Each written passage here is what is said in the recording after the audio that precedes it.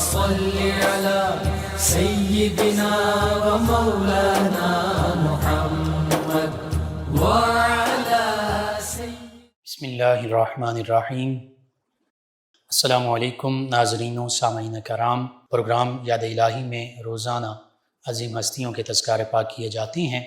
اور اس کے ساتھ ساتھ کچھ ایسے موضوعات پر گفتگو ہوتی ہے جن سے آپ کو رہنمائی حاصل ہوتی ہے۔ آج بہت ہی اہم موضوع ہمارے معاشرے سے متعلق علاج معالجے کی شرعی حیثیت قرآن و سنت کی اسلام کی تعلیمات کے مطابق۔ اس سے پہلے اسماء الحسنی اللہ تعالیٰ کے پاکیزہ مبارک بابرکت ناموں میں سے ایک اسم مبارک الخبیر، بہت زیادہ خبر رکھنے والا، ہر بات سے آگاہ، بڑا باخبر، خوب واقف۔ حرف ندا کے ساتھ اس کو پڑھیں گے یا خبیرو۔ کئی برکتیں ہیں، چند ایک کا میں ذکر کرتا ہوں۔ جو شخص 7 دن متواتر یا خبیرو کا بکثرت ورد کرے گا، اللہ تعالیٰ کی طرف سے اسے ایسی روحانیت نصیب ہوتی ہے جو تمام کاموں میں اس کی رہنمائی کرتی ہے، یعنی اللہ کی طرف سے اس کے کاموں میں بہتری کا معاملہ ہوگا۔ اسی طرح برے عمل، بری عادات کے حوالے سے ویورز اور لسنر پوچھتے ہیں، تو جو کوئی نفس امارہ یعنی سرکش نفس، برائی کی طرف لے جانے والے نفس کے ہاتھوں میں گرفتار ہو، بری باتوں میں، برے اعمال میں، بری عادات میں مبتلا ہو،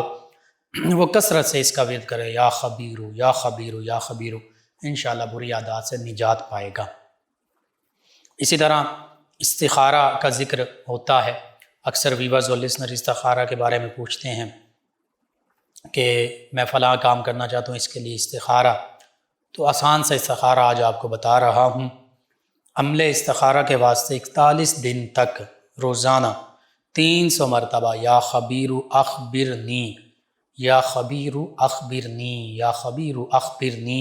یہ 300 مرتبہ روزانہ پڑھنا، 41 مرتبہ، 300 مرتبہ روزانہ 41 دن تک پڑھنا ہے۔ اور اس کے بعد جب بھی استخارہ کی ضرورت پڑے تو پھر 3 مرتبہ یا خبیرو اخبرنی یہ پڑھ کر سو جائیں۔ نیک یا بد حال اس کی انشاءاللہ اطلاع ہو جائے گی کہ یہ معاملہ پڑھنے والے کے لیے، استخارہ کرنے والے کے لیے بہتر ہے، بھلائی کا ہے یا برائی کا ہے۔ تو یہ 41 دن تک 300 مرتبہ روزانہ پڑھیں، پھر جب بھی استخارہ کرنا چاہیں 3 مرتبہ بس پڑھ کے سو جائیں گے، یا خبیر و اخبرنی۔ اللہ تعالیٰ دل میں بات ڈال دے گا، خیر کا معاملہ پھر بھی کہ یہ بہتر ہے، اس پر دل مطمئن ہو جائے گا، اور اگر برا ہوگا تو اس پر دل مطمئن ہو جائے گا کہ یہ کام نہیں کرنا۔ اللہ کی طرف سے یہ آپ کو یوں سمجھیے کہ مشورہ اور اللہ کی طرف سے آپ کو رہنمائی حاصل ہو جائے گی۔ اسی طرح جو کوئی کسی موذی آدمی کے پنجے میں گرفتار ہو، یعنی کسی ایسے شخص کے کسی بھی حوالے سے اس کے ظلم کا شکار ہے اور وہ جان بوجھ کر اس کو تنگ کرتا ہے کسی بھی حوالے سے، زبان سے، ہاتھ سے، تو پھر اسے چاہیے کہ وہ یا خبیرو کثرت سے پڑھے، انشاءاللہ خلاصی پائے گا۔ اگر کوئی شخص اس میں مبارک یا خبیرو بکثرت پڑھے گا تو اللہ تعالیٰ اپنے فضل و کرم سے اسے خواب اور بیداری کی حالت میں پوشیدہ حالات و واقعات سے مطلع فرما دے گا۔ اسرار و رموز اور معاملات اس پر کھل جائیں گے اور غیبی مشاہدات اس پر بکثرت ظاہر ہوتے رہیں گے۔ اسی طرح جو شخص استخارے کے طور پر کسی کام کا اچھا یا برا ہونا معلوم کرنا چاہتا ہے،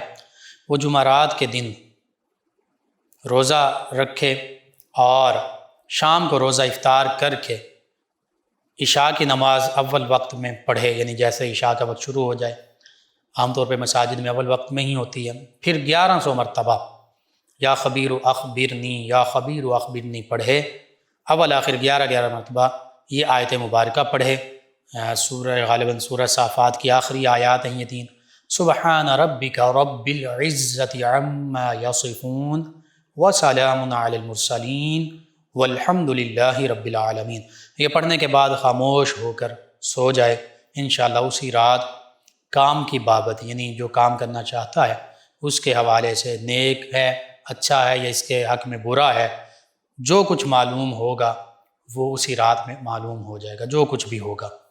کہ یہ اچھا ہے یا برا وہ اس رات میں معلوم ہو جائے گا۔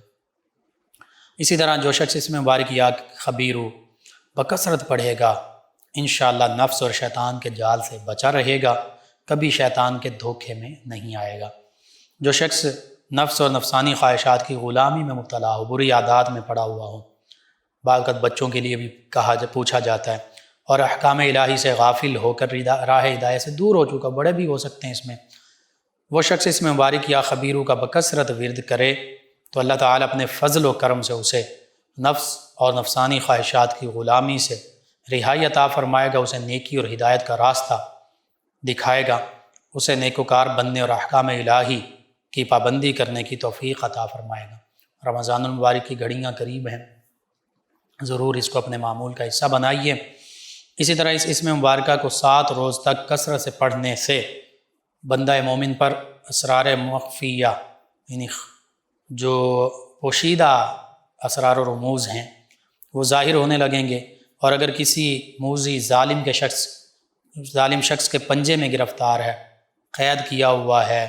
یا جان بوجھ کر وہ ظلم کرتا ہے تو اس سے بھی نجات حاصل ہو جائے گی انشاءاللہ۔ یہ چند ایک چیزیں ہیں،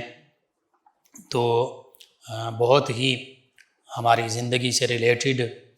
آپ کو ضرورت ہے، ضرور اپنے معمول کا حصہ بنائیے اور عاد و وظائف میں شامل کیجیے، اپنے اعزا اقربا رشتہ دار دوست احباب پڑوسی محلے دار امت مسلمہ تک پہنچائیے۔ میرے آپ کے ہمارے بتانے سے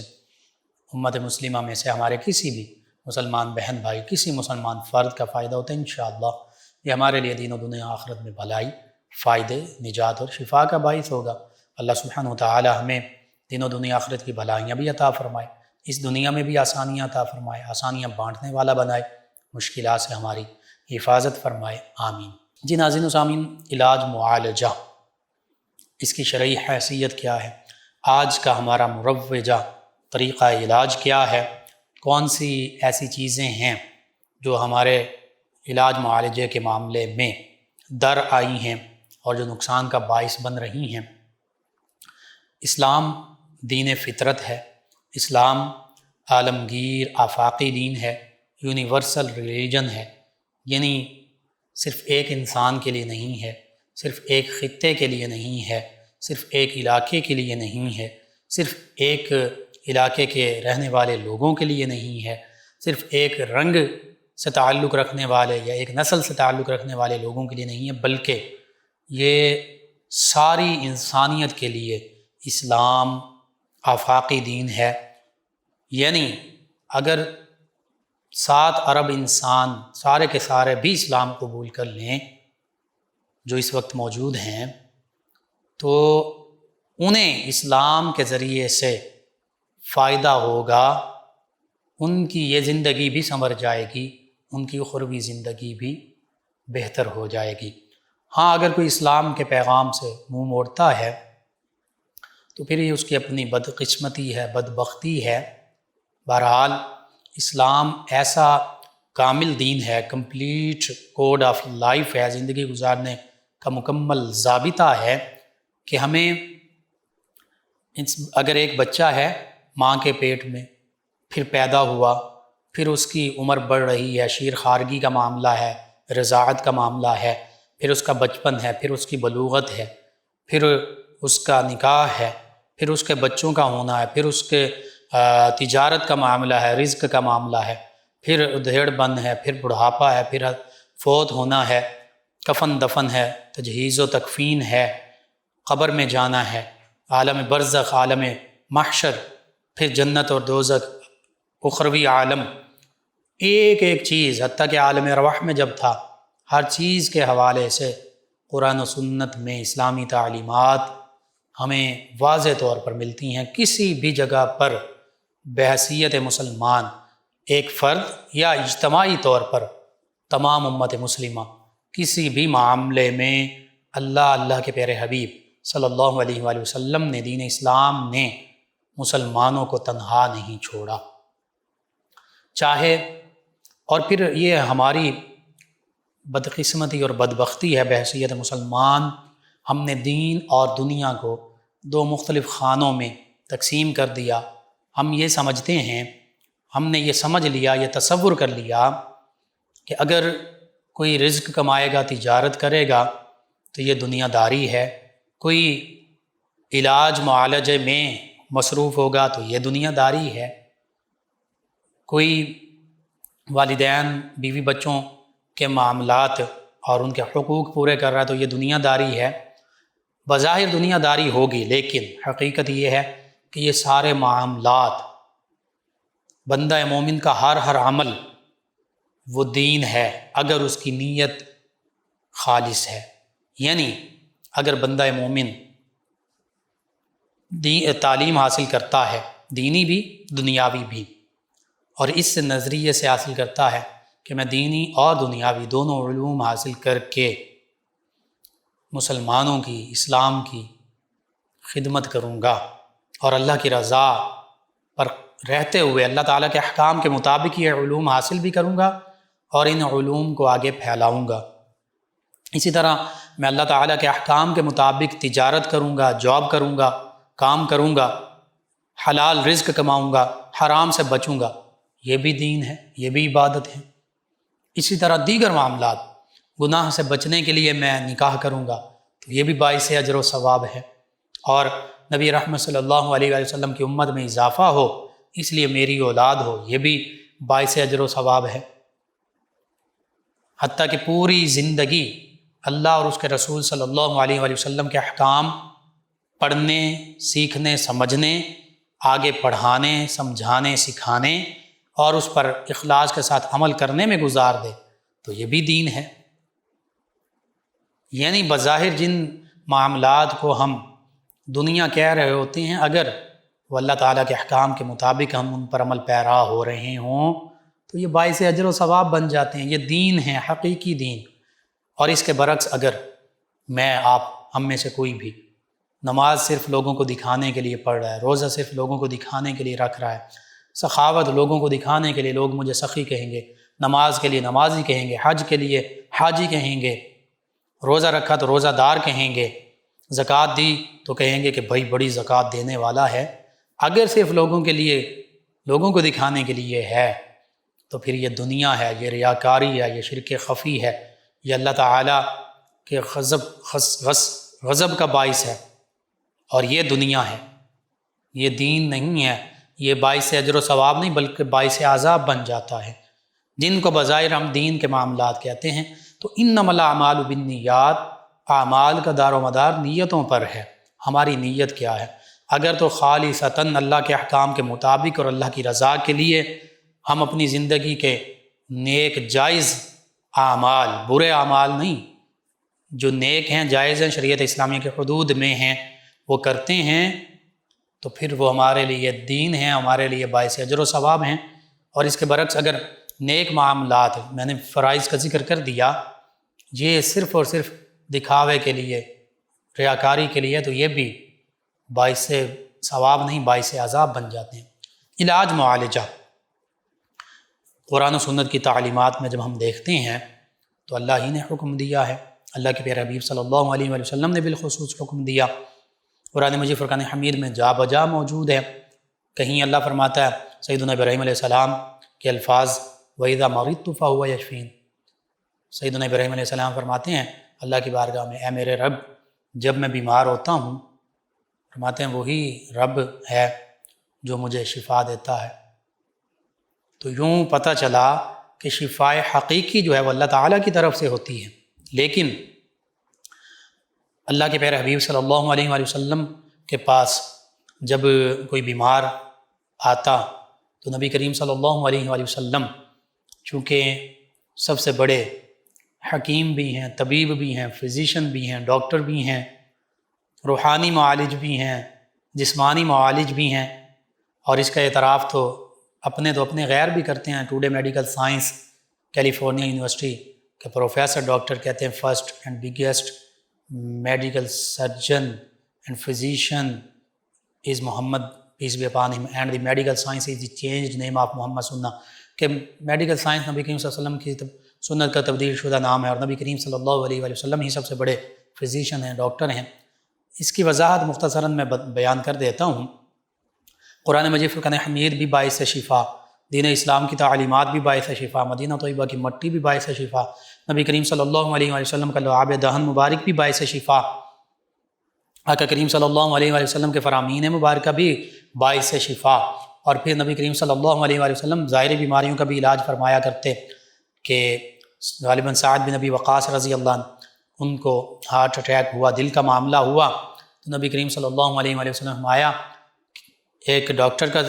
حکم دیا کہ ان کے پاس لے جاؤ، اور فرمایا کہ اسے چاہیے کہ وہ عجوہ کھجوریں لے، غالباً سعد کا ذکر ہے یا عجوہ کھجوروں کا ذکر ہے، اور اس کی گٹھلیوں کو پیس کر ان کو کھلائے۔ آج بھی عجوہ کھجور جو ہے یہ ہارٹ پیشنٹ کے لیے سب سے بڑی میڈیسن ہے۔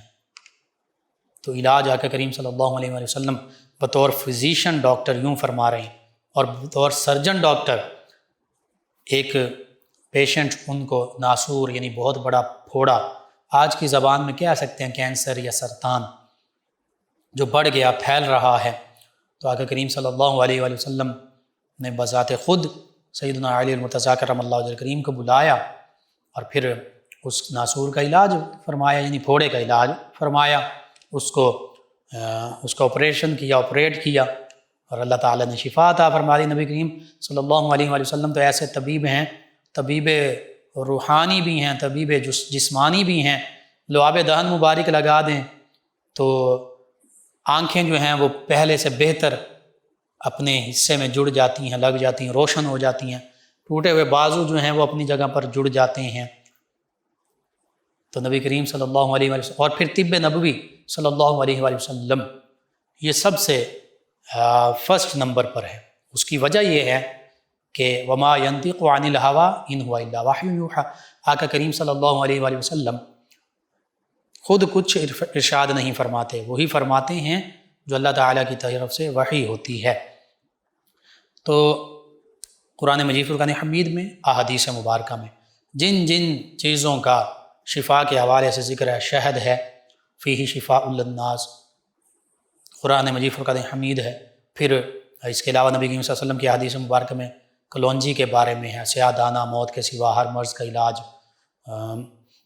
اسی طرح زخموں کے بارے میں بھی آقا کریم نے فرما دیا کہ فلاں فلاں چیز، خصوصاً مہندی کا ذکر ہے کہ وہ لگائی جائے، مہندی کے پتے وہ پیس کر اور وہ اس کا آئنٹمنٹ مرہم بنا کر۔ اسی طرح دیگر چیزیں طب نبوی میں باقاعدہ تفصیل کے ساتھ موجود ہیں، جو حکمت اور طب نبوی بالخصوص پڑھتے ہیں وہ یہ سبھی چیزیں جانتے ہیں۔ پھر آقا کریم صلی اللہ علیہ وسلم نے یہاں تک فرما دیا کہ ہر بیماری کے لیے، مرض کے لیے اللہ تعالیٰ نے دوا بھی نازل فرمائی، اور فرمایا کہ وہ جب دوا مرض کے موافق ہو جاتی ہے تو پھر اللہ تعالیٰ شفا عطا فرما دیتا ہے۔ تو پتہ چلا کہ علاج کروانا یہ سنت نبوی صلی اللہ علیہ وآلہ وسلم ہے، اور اس میں بھی سب سے پہلے علاج کے لیے قرآن و سنت کو، قرآن کو، احادیث مبارکہ کو، طب نبوی کو سب سے پہلی پریارٹی اور پہلا نمبر حاصل ہے۔ تو اگر ایسے اطباء مل جائیں جو قرآن و سنت کا علم بھی رکھتے ہوں اور اس کے ساتھ ساتھ طب نبوی سے بھی مکمل واقفیت رکھتے ہوں، تو پھر ان سے علاج لازمی کروانا چاہیے۔ اس کے بعد پھر دیگر طرق علاج بھی ہیں، ہومیوپیتھک کا طریقہ علاج ہے، ایلوپیتھک ہے، لیکن ان میں بھی کوشش کی جائے جو کچھ نہ کچھ اسلام کی تعلیمات کو سمجھنے والا ہو اور مکمل تجربہ بھی رکھتا ہو، اور اس کے ساتھ ساتھ لوگوں کا احساس کرنے والا ہو، ایسے طبیب کے پاس جایا جائے۔ بہرحال اسلام کی تعلیمات یہی ہیں کہ جب کوئی مرض آئے، پیش آئے،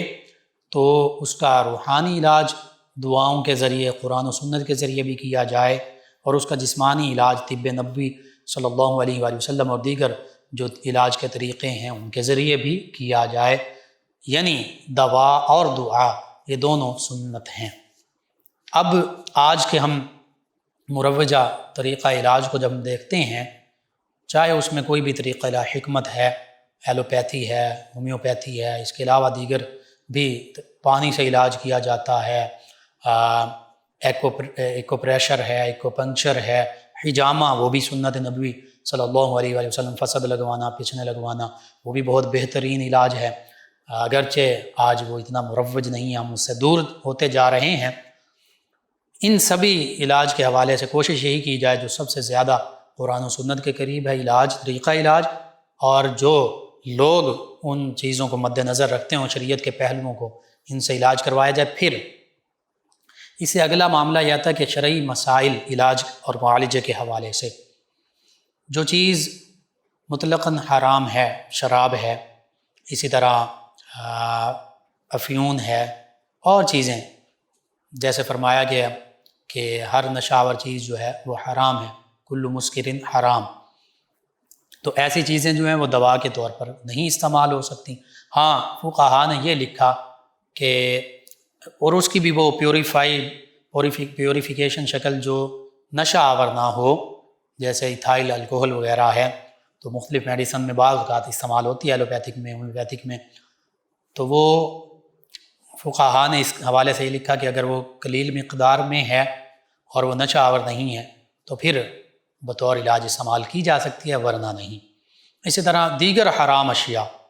اگر کوئی اور بھی حرام چیز ہے تو اس کو عام طور پہ بالکل علاج معالجے میں استعمال نہیں کیا جا سکتا۔ صرف ایک صورت ہے، وہ اضطراب اور اضطراری کیفیت ہے، یعنی جہاں بالکل اب دیکھا جاتا ہے ڈاکٹر بھی وہ ہو جو اسلامی تعلیمات سے واقفیت رکھنے والا ہے۔ چونکہ ہمارا یہ المیہ ہے، آج سے کئی صدیاں پہلے تک جو ڈاکٹرز ہوتے تھے، حتیٰ کہ جو سائنٹسٹ انجینئر بھی ہوتے تھے، وہ عالم دین بھی ہوتے تھے۔ ہم اپنے مسلم سائنٹسٹ، ان کی اگر آپ تصاویر عکس دیکھیں تو پتہ چلتا ہے کہ وہ داڑھیاں بھی انہوں نے رکھی ہوئی ہیں، پگڑیاں بھی باندھی ہوئی ہیں، تو کیا تھا، وہ ایک ہی یونیفائی سلیبس ہوتا تھا، یونیفائنگ سلیبس، یعنی ایک جیسا سلیبس ہوتا تھا۔ سب سے پہلے اس میں ناظرہ قرآن مجید فرقان حمید، عربی فارسی زبان، پھر قرآن مجید فرقان حمید کی تفسیر، پھر حدیث مبارکہ اور اصول تفسیر، اصول حدیث، فقہ، اصول فقہ، منطق، بلاغت، فلسفہ، پھر آگے حیات، الجبرا، ریاضی، پھر سائنس میں پھر chemistry, physics, biology, medicine, geology, یہ سارے سبجیکٹس ہوتے تھے۔ یعنی وہ محقق ہوتے تھے، بظاہر جن کو ہم دنیاوی علوم کہتے ہیں، وہ علوم بھی انہیں حاصل ہوتے تھے اور قرآن و سنت کے علوم سے بھی بہرہ ور ہوتے تھے۔ پھر جس شعبے میں ان کی زیادہ ان کا ایک رجحان ہوتا تھا، ابن الحسم فزکس میں چلے گئے، بالخصوص آپٹومیٹری میں، یعنی جو فزکس کی پھر آگے ایک برانچ ہے روشنی کے حوالے سے، اسی طرح آپٹکس میں، اسی طرح جابر بن حیان کیمیا کے بانی، فاؤنڈر آف کیمسٹری، سیدنا امام جعفر صادق رضی اللہ عنہ کے شاگرد ادھر چلے گئے۔ اسی طرح ابو علی سینا میڈیسن میں، ابن النفیس بلڈ سرکولیشن کے بارے میں لکھ دیا۔ تو یہ سارے جو ہمارے مسلمان سائنسدان تھے، قرآن و سنت سے بھی بہرہ ور تھے، فزیشین تھے، ڈاکٹر تھے، عالم دین بھی تھے۔ بہرحال آج بھی ہونا تو یہ چاہیے کہ مدارس میں یہ جن کو ہم دنیاوی علوم کہتے ہیں، یہ قرآن و سنت ہی سے ماخوذ ہیں،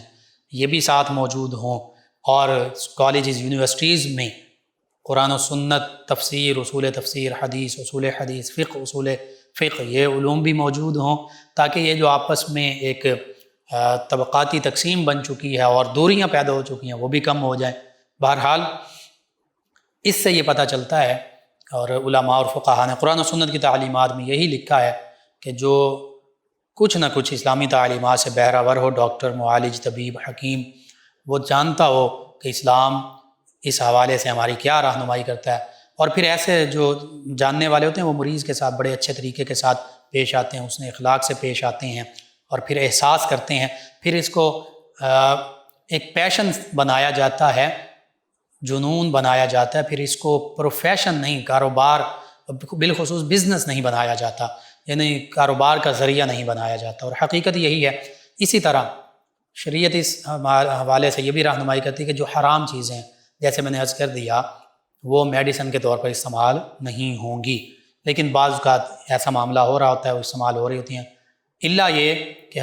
کوئی شخص بالکل اب اس موت کے کنارے پر ہے تو زندگی بچانی ہے، تو لائف سیونگ ڈرگز کے طور پر وہ یوز کی جا سکتی ہیں، اور اس پر بھی فقہا نے کلام کیا ہے۔ بہرحال پھر اس کے ساتھ ساتھ اب معاملہ یہ بھی پیش آتا ہے کہ مردوں کے لیے مرد ڈاکٹر ہونے چاہیے، خواتین کے لیے خواتین ڈاکٹرز ہونی چاہیے، یعنی مردوں کے لیے میل ڈاکٹرز خواتین کے لیے لیڈی ڈاکٹرز، لیکن چونکہ ہر شعبے میں ہم اسلام سے کافی دور ہو چکے ہیں، اسلام کی تعلیمات سے دور ہو چکے ہیں، اسی لیے مختلف مشکلات کا شکار ہو چکے ہیں۔ یہاں پر بھی یہی معاملہ ہو رہا ہے۔ اس پر بالکل فقہاء کا کلام یہ موجود ہے کہ خواتین کے علاج کے لیے خواتین ڈاکٹرز ہی ہونی چاہیے، یہ لازم ہے، یہ ضروری ہے۔ اس لیے خواتین جو لیڈی ڈاکٹرز بنتی ہیں وہ صرف گائناکولوجسٹ اس حوالے سے وہ تو سب سے زیادہ ضروری ہے وہ گائناکولوجسٹ بنے، لیکن اس کے علاوہ بھی لیڈی ڈاکٹرز جو ہیں انہیں چاہیے کہ وہ دیگر جو شعبے ہیں ان میں بھی اسپیشلائزیشن کریں۔ ہارٹ کے شعبے میں کر سکتی ہیں، جگر، معدہ، گردے وغیرہ، جگر اور معدے کے بعض کا اکٹھا ہوتا ہے تو اس حوالے سے کر سکتی ہیں، یورولوجسٹ کے حوالے سے کر سکتی ہیں، نیورو سرجن، نیورولوجسٹ کے حوالے سے کر سکتی ہیں، دیگر جتنے بھی شعبے ہیں، تاکہ خواتین کے لیے بھی علیحدہ سے لیڈی ڈاکٹرز جو ہیں وہ میسر آ جائیں۔ کیونکہ عورت کا معنی ہی پردہ ہے، چھپی ہوئی چیز، تو خاتون، اور پھر یہ بھی بات ہے اگر لیڈی ڈاکٹر عورت کا چیک اپ کر رہی ہے تو اس میں بھی شریعت یہ اتنی اجازت دیتی ہے کہ جتنے حصہ جسم کے چیک اپ کی ضرورت ہے اتنا حصہ جسم کو ایک پردے میں رہتے ہوئے اس کا چیک اپ کیا جائے۔ بعض اوقات مرض کا پتہ چلانے کے لیے، تشخیص کے لیے، ڈائگنوز کرنے کے لیے ٹٹولنا بھی پڑتا ہے، تو پھر لیڈی ڈاکٹرز کو ہی خواتین کے حوالے سے اس کی اجازت ہے۔ اب مرد ڈاکٹر کے پاس جب جائیں گے، یہاں پر پھر فقہاء نے بامر مجبوری کہ کہیں بھی کوئی لیڈی ڈاکٹر ایسی نہیں مل رہی، تو پھر بامر مجبوری شرعی عذر کی بنا پر مرد ڈاکٹر سے چیک اپ کروایا جا سکتا ہے، لیکن یہ اس وقت ہے کہ جب بالکل کوئی لیڈی ڈاکٹر ملی ہی نہیں، لیڈی ڈاکٹر موجود ہی نہیں، تلاش کے باوجود اس شعبے کی ڈاکٹر نہیں ہیں، اور اب یہ مجبوری ہے کہ یہ مرض مہلک ہو سکتا ہے، جان لیوا ہو سکتا ہے، تو پھر مرد ڈاکٹر، اور پھر یہاں پہ بھی باقاعدہ اسلام کی جو تعلیمات موجود ہیں کہ مرد ڈاکٹر بھی اتنا حصہ جسم جو ہے اس کے حوالے سے چیک اپ کرے گا جتنی ضرورت ہے، اس سے زائد نہیں، ورنہ فتنے کا اندیشہ بہرحال موجود ہے۔ تو اس لیے یہ چند ایک شرعی مسائل ہیں، شرعی معاملات ہیں جن کی بہت زیادہ جن پر توجہ دینے کی ضرورت ہے۔ اگرچہ یہ دور فتنوں کا دور ہے، اس دور میں ہم عام معاملات میں بھی اسلام کی تعلیمات سے دور ہو رہے ہیں، تو یہ معاملات تو اور زیادہ ہمیں اس میں احتیاط کی ضرورت ہے۔ اسی طرح آخر میں یہ بھی اس پر مختصر سا میں یہ کلام کر دوں کہ بعض اوقات ڈاکٹرز جو ہیں کافی ان کی سیلریز ہوتی ہیں اور گورنمنٹ جاب کر رہے ہوتے ہیں، لیکن ساتھ پرائیویٹ کلینک، نرسنگ ہوم، یہ معاملات بھی، اور پھر بعض اوقات دوائیاں جو ہیں وہ حد سے زیادہ دے دینی، یا جتنی ضرورت نہیں ہے اس سے زیادہ دے دینی، اور اس میں بھی پھر بہت آگے لمبے چوڑے معاملات ہیں، کمپنیز اور سارا کچھ، اس حوالے سے سوچنے کی ضرورت ہے۔ بڑے میں ایک ادب کے ساتھ، ایک احسن انداز کے ساتھ یہ بات کر رہا ہوں، اس میں کسی کی ناراضگی کی بات نہیں ہے۔ شریعت اسلامیہ کے مطابق ہی اگر سوچا جائے کہ میں جو کام کر رہا ہوں اس حوالے سے کیا یہ حرام ذرائع میں تو نہیں آتا، یہ جائز ذرائع ہیں یا ناجائز ذرائع ہیں، اور اگر ناجائز اور حرام ذرائع میں یہ سارے معاملات آ رہے ہیں، بلا وجہ ٹیسٹ کروانے، بلا وجہ میڈیسن لکھ کر دینی اور وہاں سے لکھ کر دینی کہ اس جگہ کے علاوہ کہیں اور سے نہ ملیں، اور پھر گورنمنٹ کے ہاسپٹلز میں بیٹھ کر بعد میں پرائیویٹ کرنا کام، اور پھر وہاں پہ غریب بھی ہوتے ہیں مریض، ان کو بلانا، یہ سارے معاملات شرعی حوالے سے یہ ناجائز ہیں، ان سے بچنا چاہیے۔ تو اب بظاہر پیسے تو اکٹھے ہو جائیں گے، لیکن یہ بھی تو دیکھنا ہے کہ ان پیسوں میں کیا پھر برکت رہے گی، وہ پیسے خرچ کہاں ہو رہے ہیں، وہ پیسے ان میں بے برکتی کیسے ہوتی ہے۔ یہ ہر شعبے میں، یہ تو ایک آج چونکہ اس حوالے سے بات ہو رہی ہے تو اس پر میں بات کر رہا ہوں۔ ہم نے ان ساری چیزوں کو دیکھنا ہے۔ ڈاکٹر کو مسیحا کہتے ہیں، سیدنا عیسیٰ علیہ السلام کا یہ نام اور لقب ہے۔ مسیحا کا معنی درد مٹانے والا اور مسیحائی کرنے والا۔ مسیحا کا معنی یہ نہیں ہے کہ بہت زیادہ تلخ لہجے میں بات کی جائے، اور پھر بعض کا تو ایسا بھی ہوتا ہے، اللہ ماشاء اللہ اچھے بھی لوگ ہیں، 5 انگلیاں برابر نہیں ہوتی کہ آپریشن کی نوبت آئی ہے تو اسی وقت ہاتھ روک دیے گئے اور کہا پیشنٹ کے مریض کے تیمارداروں سے کہ بھائی اتنے لاکھ کی ضرورت ہے، یہ ابھی لاؤ گے تو پھر آپریشن ہوگا، ورنہ یہ تو یہی ہے۔ بعض کا تو وہ ایسا بھی معاملہ ہو جاتا ہے بے احتیاطی کہ کینچی اور دیگر انسٹرومنٹس جو ہیں آپریشن سے ریلیٹڈ وہ جسم میں ہی ڈاکٹر رکھ دیتے ہیں، بھول جاتے ہیں، بڑے بڑے معاملات۔ تو یہ ساری چیزیں، اور پھر ایسی بے احتیاطیاں بھی ہو جاتی ہیں کہ بجائے اللہ تعالیٰ شفا عطا فرماتا اس بندہ مومن کو، مریض کو، وہ اپنی جان سے بھی ہاتھ دھو بیٹھتا ہے۔ بہرحال یہ ساری چیزیں، یہ ڈاکٹر کا پروفیشن خیر الناس من ینفع الناس میں بھی آتا ہے۔ اگر احساس کے ساتھ حقیقی مسیحا بنا جائے تو اس سے بہتر کوئی پروفیشن ہی نہیں ہے، لیکن اگر اس میں کوتاہی بڑھتی جائے تو پھر میں سمجھتا ہوں اس سے بدتر پھر کوئی اور معاملہ بھی نہیں ہے کہ مسیحائی کے بجائے لوگوں کو لوٹنے والا، یا اللہ نہ کرے ان کی جان جو ہے، ان کی جان کے یہ ذمہ دار بن جائیں، جان لینے والوں میں شامل ہو جائیں۔ تو یہ چند ایک ایسی چیزیں ہیں شرعی حوالے سے جن کو مریضوں کو بھی چاہیے مد نظر رکھیں، ڈاکٹرز کو بھی چاہیے کہ وہ مد نظر رکھیں، اور بالخصوص عوام، رعایا اور ریاست سبھی کی اس میں ذمہ داریاں بنتی ہیں۔ اللہ سبحانہ و تعالیٰ سے دعا ہے اللہ تعالیٰ مجھے، آپ کو، ہم سب کو اس پر عمل پیرا ہونے کی توفیق عطا فرمائے، آمین۔ اللہم صلی علی سیدنا و مولانا محمد وعلی سیدنا۔ آپ سماعت فرما رہے ہیں پروگرام یاد الہی۔ ناظرین و سامعین، زوران ہمیں جوائن کیا ہے ہمارے ایک لسنر ہیں، اور نام انہوں نے لکھا جاوید اقبال۔ کہتے ہیں بھائی لقمان آپ کو السلام علیکم۔ جی وعلیکم السلام۔ کہتے ہیں کہ میری ڈیوٹی 15 دن رات میں ہوتی ہے اور 15 دن دن میں، کیا میں تہجد پڑھ سکتا ہوں؟ جی بالکل پڑھ سکتے ہیں، کیونکہ یہاں پہ مجبوری عذر جو ہے یہ آپ کو پیش آتا ہے، تو اس لیے بالکل آپ پڑھ سکتے ہیں۔ تہجد کا جب وقت ہوتا ہے تہجد پڑھیں۔ عثمان ظفر صاحب انہوں نے ہمیں جوائن کیا اور سلام کہا، دعاؤں سے نوازا۔ کہتے ہیں انکل سلامت رہیں۔ جی شکریہ آپ کا۔ جی آپ کے سوال کا جواب ہم نے کل کے پروگرام میں بھی دے دیا۔ شازیہ ساجد صاحبہ ہیں مکوانا سے، کہتے ہیں السلام علیکم بھائی، کیا حال ہیں؟ جی وعلیکم السلام، الحمدللہ۔ کہتی کہ مجھے کوئی وظیفہ بتا دیں کہ مجھے ٹینشن سے نجات مل جائے، بہت زیادہ ٹینشن سے ہوں۔ جی میں عرض کرتا ہوں، آپ نماز کی، روزے کی پابندی، شرعی معاملات وہ ضرور ان کی پابندی کیجیے، اور 2 چیزیں اس کے علاوہ کیجیے۔ ایک تو باوضو رہیں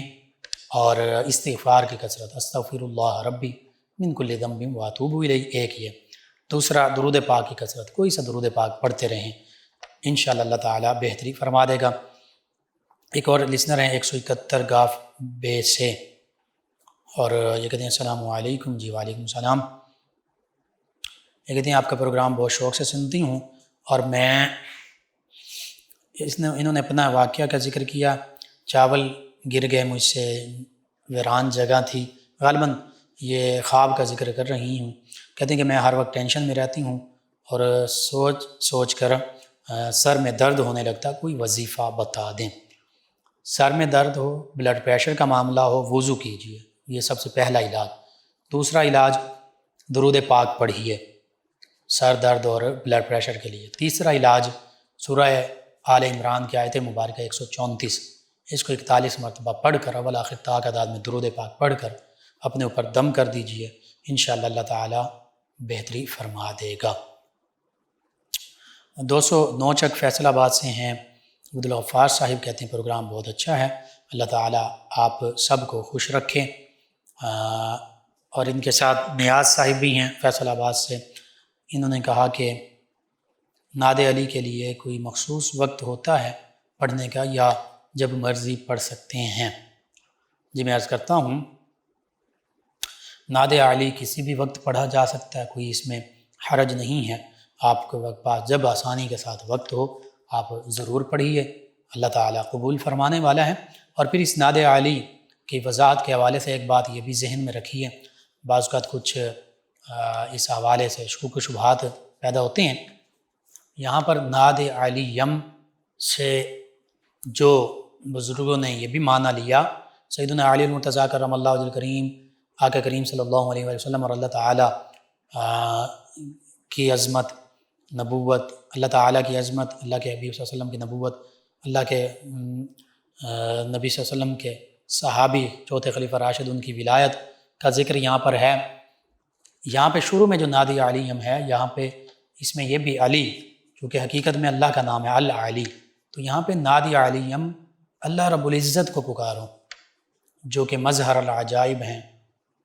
اور ہر مشکل پریشانی میں اللہ تعالیٰ مدد فرمانے والا ہے۔ یہ حقیقی معنی اس کا یہ بنتا ہے۔ بہرحال کسی بھی وقت پڑھا جا سکتا ہے۔ ان کے علاوہ ہیں ہمارے ساتھ نزاکت علی خان صاحب، انہوں نے جوائن کیا، آپ کا شکریہ،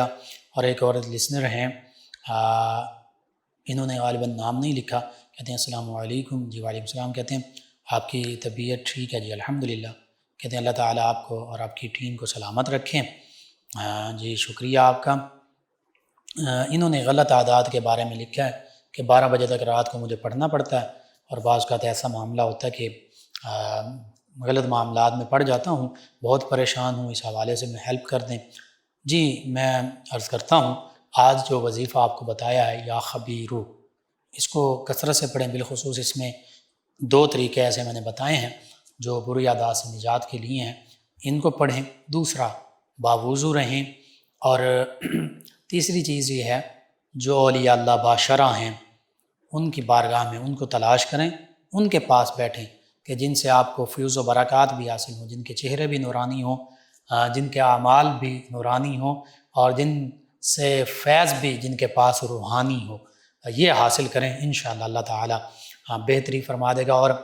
جو نمازی لوگ ہیں، جو بزرگ ہیں، نیک لوگ ہیں، علماء کرام ہیں، جو اچھے دوست ہیں، ان کے پاس آپ بیٹھا کریں، انشاءاللہ اللہ تعالیٰ بہتری فرما دے گا۔ آپ تمام ویورز کا، لسنرز کا شکریہ، آپ ہمیں جوائن بھی کرتے ہیں، اپنے فیڈ بیک سے بھی آگاہ کرتے ہیں، پروگرام یاد الہی میں شامل ہوتے ہیں۔ ناظرین سامعین، پروگرام یاد الہی کا وقت ختم ہو جاتا ہے، انشاءاللہ کل صبح دوبارہ آپ سے ملاقات ہوگی پروگرام یاد الہی میں۔ اپنے میزبان محمد لقمان رضا اور ہماری ٹیم کو اجازت دیجیے، اللہ نگہبان۔ اللہم صلی علی سیدنا و مولانا محمد